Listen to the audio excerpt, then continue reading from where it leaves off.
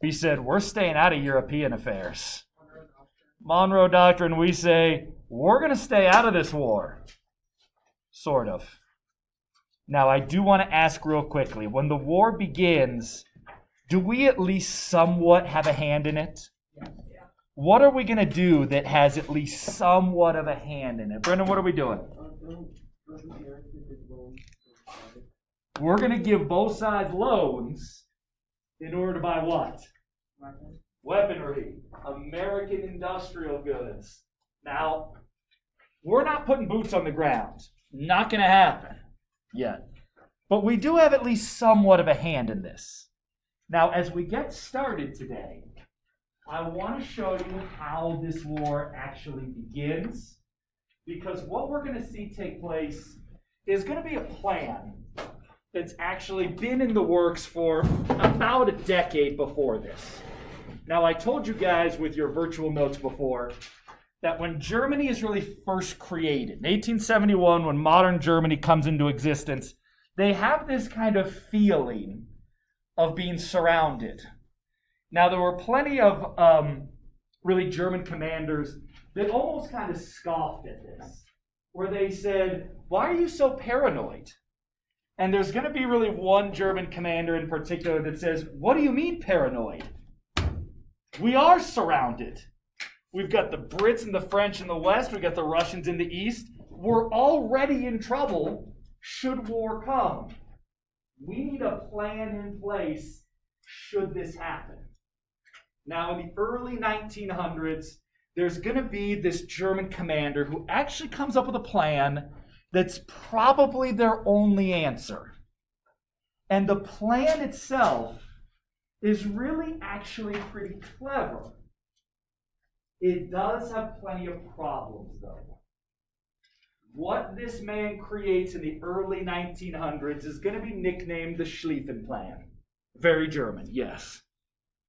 Now, Schlieffen himself, Alfred von Schlieffen, is a very sharp guy.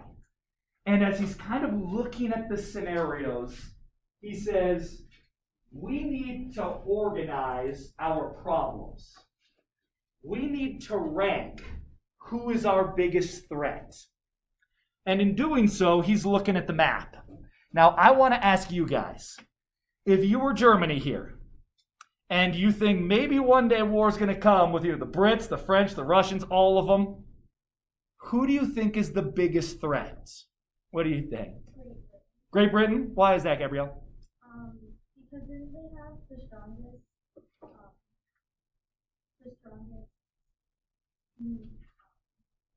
army. The Brits never really have a strong army, but they have the best navy in the world. Absolutely they do. Now, I'll tell you this. That's a problem, certainly. But they do have the North Sea to protect them. Who else do you think might be a problem then? Grant, what do you think? Russia, they're closest to the capital. Okay. So you think maybe the Russians, well, first of all, you have this huge border between them. You have Berlin that's basically in central Germany, but maybe a little bit closer to Russia. That's a problem. Something else. Ethan, something else? France. Why France? Because it's close and they have a really strong army, they're good commanders. They're very capable. They share a border with Germany. This is what you got to rank here. And what Schlieffen and the other commanders came up with is they said, our biggest problem is France. They are threat number one. Now, you guys actually named all of them, and I think you could make an easy argument for any of them. But what Schlieffen and the other commanders say is, France is the biggest problem because Russia is slow. It takes Russia a long time to mobilize. What they figured is as soon as war is declared, if the Russians start mobilizing, it's going to take them about 6 weeks to actually bring all their troops to the west, to actually get to the German border. We got about 6 weeks. France is much faster than that. So we got to deal with France first, and then we can worry about our other problems. Now, like I say, they're probably right. This is probably correct. What the Schlieffen Plan says is we need to knock France out first. We need to take Paris crush the French, and then we need to hurry, turn around, and go face the eventual Russians that are coming. We got 6 weeks to do it. Now, like I said, this is probably their only option. This is probably the only thing they can do. So Schlieffen comes up with a plan that is meticulous. Every tiny detail is thought about. He has this whole thing planned to the hour, where he says at hour 34 we should be here. By hour 52 we should be here. By hour 65 we need to be certain we've neutralized this, and we got to get to here. If we're not there, if we're behind schedule, we're in trouble because the Russians are on the way. Now, he comes up with this plan in the early 1900s, but he's not there to actually deliver it. There's going to be a different German commander who takes over, a man by the name of von Balken, who is clever in his own right, but he's not the architect of this.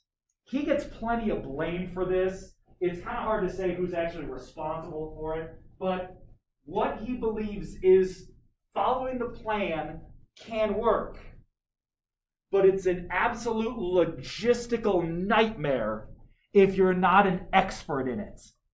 They're going to station dozens of German divisions over here really in northwest Germany. The plan says we're going to organize all of these divisions to swing down through the Low Countries of Europe, through Holland, through Belgium, into France, and take Paris. Now, like I said, it might be their only option. It might be the best plan that they have. But part of the plan includes telling these Low Countries of Europe, tiny Holland and Belgium, we promise we're not invading you. We're just on our way to France. Now, let me kind of throw this out there. Let's pretend you're the Dutch up here in Holland and you have the Germans, the biggest industrial power of Europe and one of the biggest military powers, all saying, I'm going to invade you, but I promise we're not going to stay. And this is even a quote. The Germans said, I promise we will pay for anything we break. Do you trust them? Now I got to ask you this. The Germans start telling these tiny countries, we're going to come through your country, and you can't stop us. So just don't make us mad and we'll be fine. What are your options if you're Holland and Belgium here? What do you think? You either listen to them or go with the alliance, like Britain and France. Those are basically your options, right? You either let them march through and say, I hope they're not actually invading. I hope they're just on their way to France. Or you stand and fight. What would you guys rather do? You want to trust the Germans or you want to stand and fight? Trust the Germans. Let me just give you a little piece of worldly advice. Don't trust the Germans, okay? I'm just throwing it out there. Blanket statement, all right? But this is a real tough problem. You have the Germans who are saying, I promise, we're not invading you. And this right here is I want to give you just an idea of numbers here.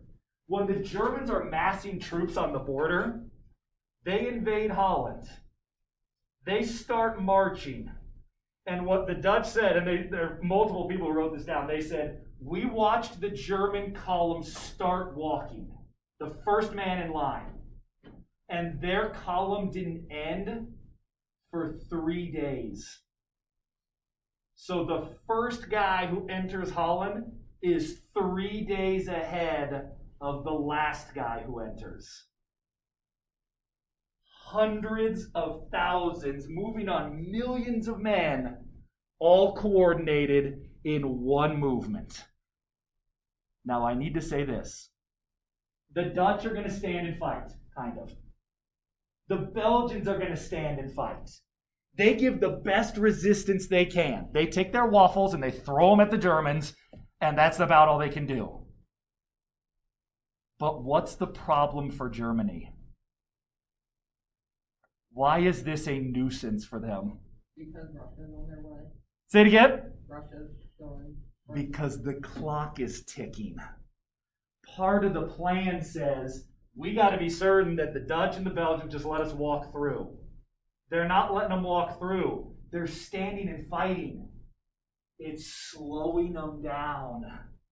Here's von Malkin in charge of this plane going, I can't believe they're actually doing this. Oh, we're gonna destroy them. We're gonna just annihilate them. But it's time that we're losing. So as they're marching through Holland and Belgium, they're losing time. He starts taking out pieces of the plan, saying, we can't do this anymore. That's out. That's going to take too much time. That's gone. We got to go. They finally get through Holland. They get through Belgium. They get to France. And the French are waiting for them. Now again, probably not part of the original plan. The Germans were hoping they could get through the Low Countries fast enough that the French would be caught by surprise. Not happening now. The French are going to reorganize and they're going to stop the German advance in northeastern France. They grind them down to a halt. They stop the invasion. All while this is going on, what's going on in Russia? They're on the way. The clock's ticking. We gotta hurry. Now, let's kind of play the other side of this. If you're the French, is time really on your side? Yeah. If you can just bog the Germans down, the Russians will eventually arrive. The French do what they should do.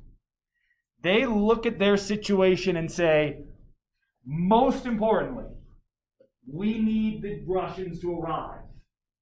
So we need a strong defense. If we can just hold out long enough, then the Russians will eventually get here, and they're going to pose some very difficult problems to Germany. So the French do what they should do. They're going to dig in. They make a very defendable line. Now, I want to kind of highlight something here, because I'll explain more of this in just a little bit. This right here is their defensive trench. Now, I want to kind of just put a pause on these guys right here. Don't worry about that. I want to look at the terrain that's surrounding them. The first line of trenches is basically right through here. This is what's called the Low Countries of Europe. I want you to look at the terrain. Are there a lot of hills and mountains in this area? No. No. Let me say this too. What else do you not see? There's no trees. There's no cover. It's basically this flat, expansive plain. Do you want to face off against an army in a giant, expansive plain? Probably not. What these guys do is what they should do. They dig a trench, and they basically tell the Germans, you have to move us from here. We're content staying here because the Russians are on the way. You got to get us out of this. Now, like I say, probably a really good idea because it's very defendable. Now, let's again kind of play the other side here. These guys are dug in. They have very significant cover. If you're the Germans, do you just want to run across the field with these guys? You're going to get mowed down. So what's your option? You like throw mustard gas or something? We're going to get to that a little bit later. A little bit more sophisticated than what these guys have at this point. Make their own trench. The Germans dig in. Now, this is where there's going to be some back and forth about this. So I got to ask, is it in the Germans' best interest to dig in and play defense? No, why not? Right, they don't have time. Russians are on the way. So they dig their own trenches because they're basically out of options. But both sides realize whoever outflanks the other, whoever can dig their trench around the edge of the other one can encircle them and annihilate them. Now they're probably right. So now it's a race. These guys are fighting by day and digging at night. We've got both lines of trenches extending, trying to outflank the other. It's a race. We have groups going north and groups going south. These trench lines start to get longer and longer and longer